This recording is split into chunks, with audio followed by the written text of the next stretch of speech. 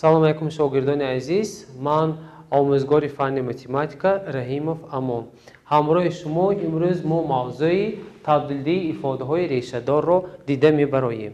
Он ифодаҳое ки дар таркиби онҳо ифодаҳои решаҳои квадратии арифметиканд, бояд мо онҳоро содда кунем. бо воситаи хосиятҳо, бо воситаи формулаҳо онҳоро мо бояд табдил диҳем. ин мавзӯъро бо воситаи мисолҳои мушаххас ҳамроҳи шумо дида мебароем. мисоли якумро дида мебароем. дар мисоли якум омадааст зарбкунандаи умумӣ аз решаи квадратии арифметикӣ бояд бароварда шавад. барои баровардани зарбкунандаи умумӣ аз решаи квадратии арифметикӣ адади 32ро мо ба намуди зарбкунанда ё зарбшаванда чунин менависем ки аз таҳти решаи квадратии арифметикӣ барояд. яъне хеле ки маълум аст адади 32ро мо нависта метавонем ҳамчун 16 зарби 2. барои чӣ? барои он ки аз адади 16 ба мо адади 4 ҳосил мешавад. мувофиқи хосияти якуми решаи квадратии арифметикӣ чунин навиштан мумкин аст: решаи квадратии аз адади 16 зарби решаи квадратии аз адади 2.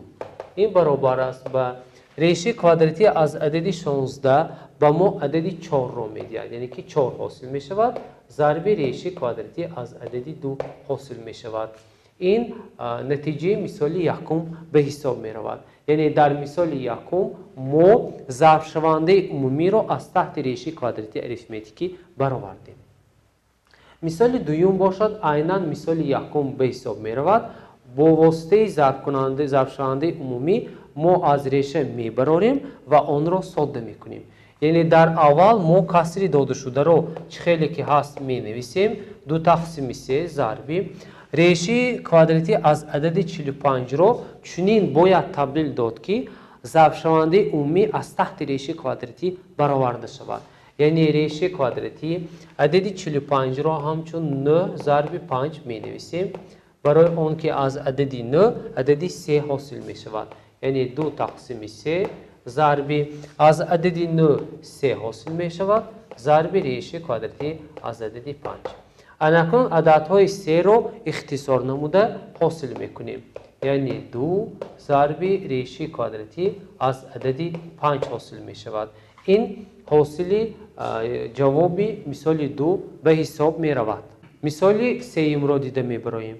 дар мисоли сеюм гуфта мешавад ки зарбшавандаи умумӣ аз таҳти решаи квадратӣ бароварда шавад. чӣ хеле ки дар мисоли сеюм маълум аст, дар таҳти решаи квадратии арифметикӣ аллакай ифодаҳои тағйирёбандадор ҷой доранд. яъне мо инро чунин навишта метавонем: решаи квадратии аз x дар дараҷаи 8 зарби решаи квадратии t дар дараҷаи 9 баробар. анакнун чӣ хеле ки маълум аст, x дар дараҷаи 8 яъне ки дараҷаи аз они ифодаи x ба мо адади ҷуфтро медиҳад, ҷуфт аст. мо метавонем 8ро ба 2 тақсим намуда чунин ифодаро ҳосил кунем: x дар дараҷаи 4 зарби решаи квадратӣ. азбас ки дараҷаи тағйирёбандаи t адади тоқ аст, мо метавонем аввал инро чунин табдилот биёрем: яъне ки t дар дараҷаи 8 зарби t. аз инҷо x дар дараҷаи 4 зарби t 8ро ба 2 тақсим кунем ба мо адади 4 ҳосил мешавад, зарби решаи квадратӣ аз адади t пайдо мешавад. мо метавонем инро боз соддатар намоем.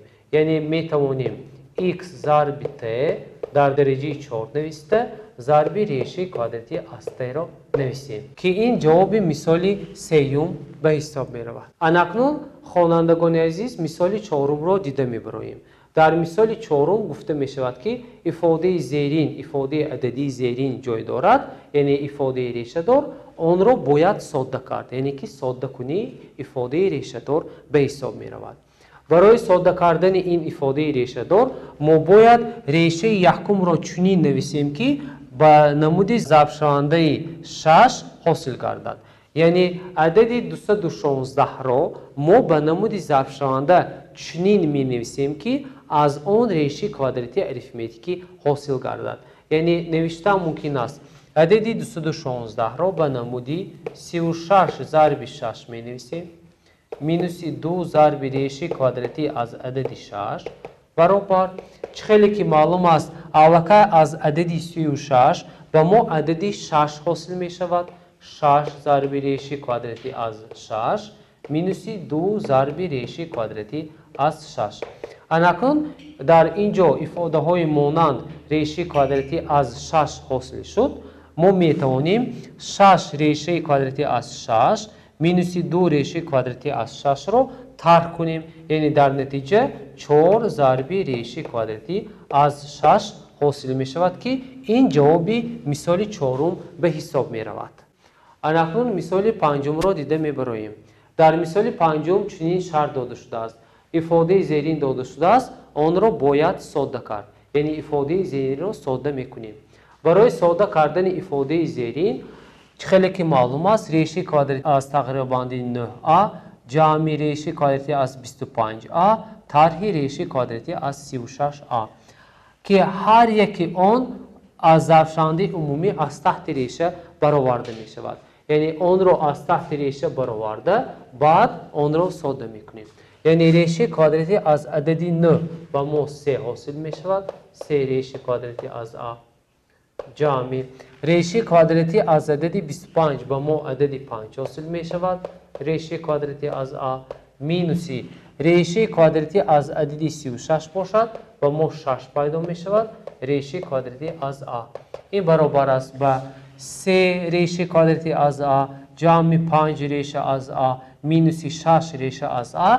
این همه ifade های مانندی دارند، آنها را ساده می کنیم. یعنی 3 جمع 5 و مینوسی 6 و ما عددی 2 ریشه کوادراتی از a پیدا می شود که این نتیجه آخرانی مثال پنجم به حساب می رود. اکنون شروع می کنیم به مثال ششم. در مثال ششم گفته می شود که موافق فرمولای ضرب مختصر ifade زیرین را ساده کنید.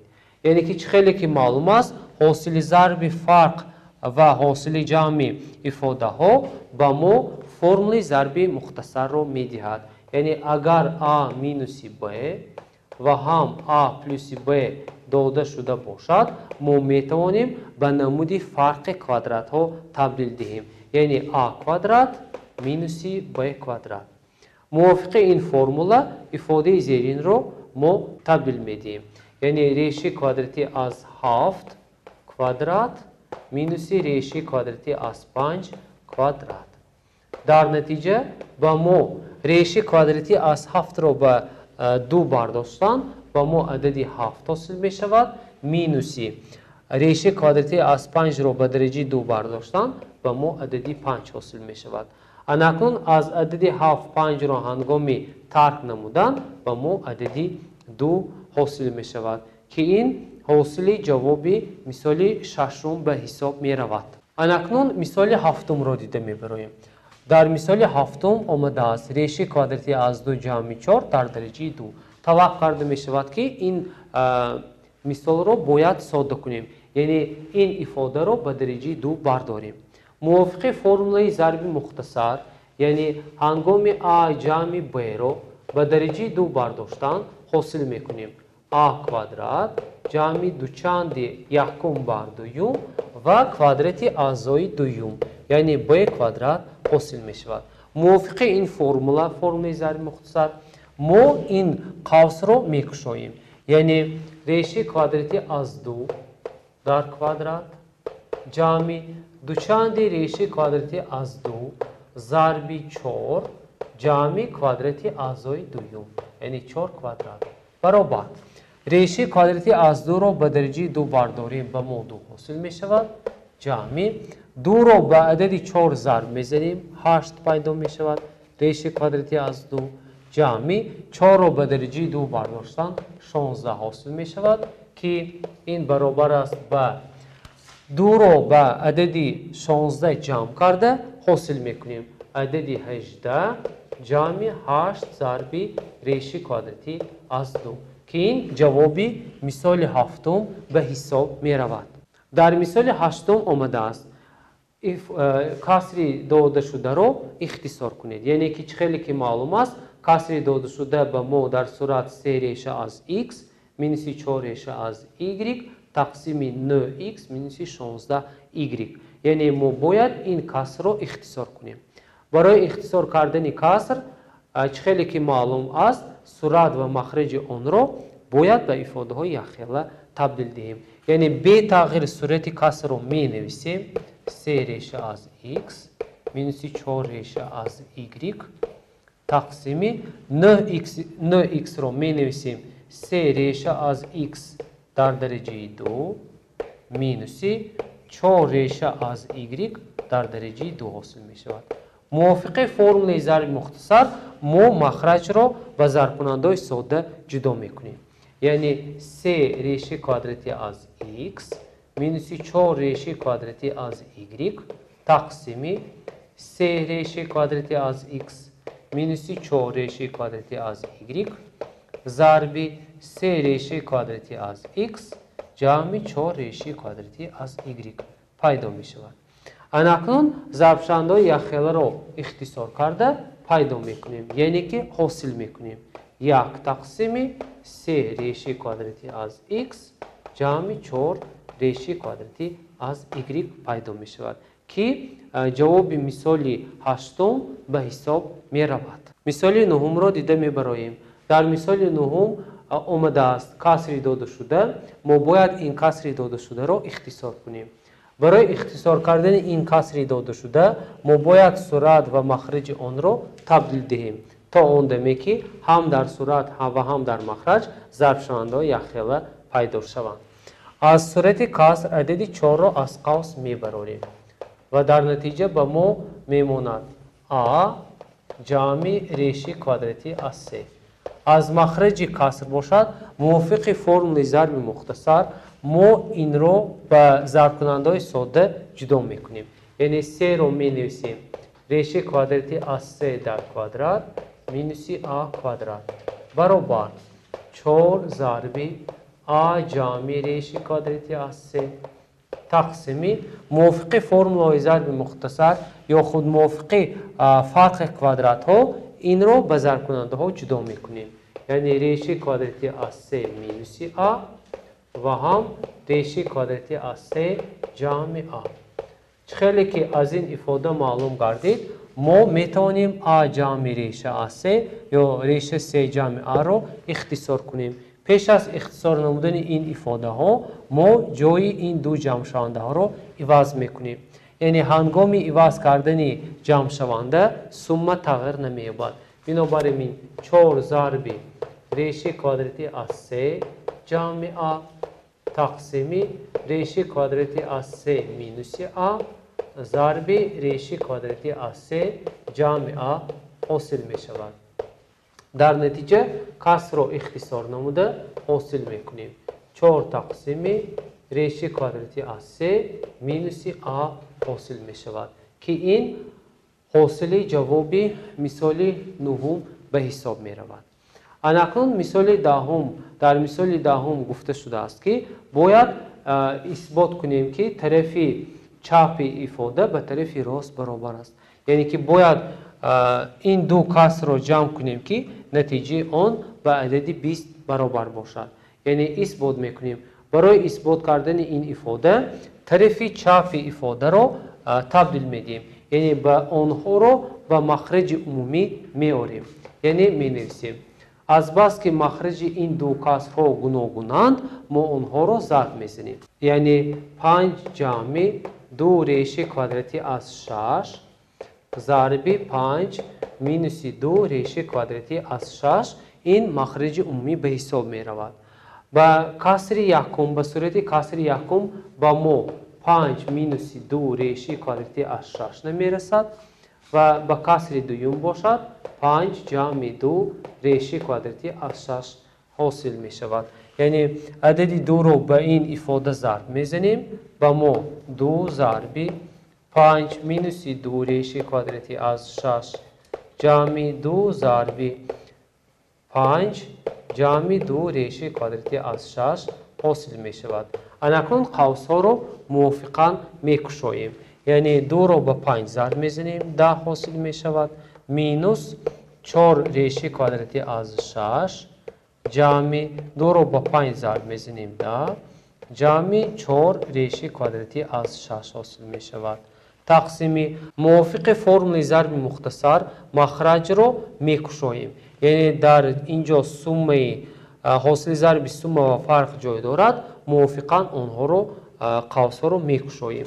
یعنی 5 در درجه 2 مینوس 2 ریشه کوادراتی از 6 در درجه 2 حاصل می شود. اکنون تبدیل می دهیم. در صورت کسر با ما عددی 10 و عددی 10 که آنها یخلند جمع میکنیم. 10 جمع 10 با ما 20 حاصل می شود. مینوس 4 ریشه از 6 پلوس 4 ریشه از 6 این افاده ها عدد های مقابل پیدا شدن، آنها رو اختصار میکنیم و در نتیجه در صورت با ما عددی 20 حاصل می شود. 5 رو به درجه 2 برداریم 25 حاصل می شود. مینوس 2 ریشه کوادراتی از 6 رو به درجه 2 برداشتن و ما 4 ضرب 6 حاصل می شود. یعنی 20 تقسیمی از عدد 25 24 رو ترک کردن و ما 1 حاصل می شود. اکنون 20 رو به 1 تقسیم کنیم عدد 20 حاصل می شود که ما اثبات کردیم که قیمت این افاده به عدد 20 برابر شد. نوشته ممکن است اثبات کرده شد. شاگردان عزیز، با همین موضوع امروزی ما به انجام رسید. خیر سلامت باشید.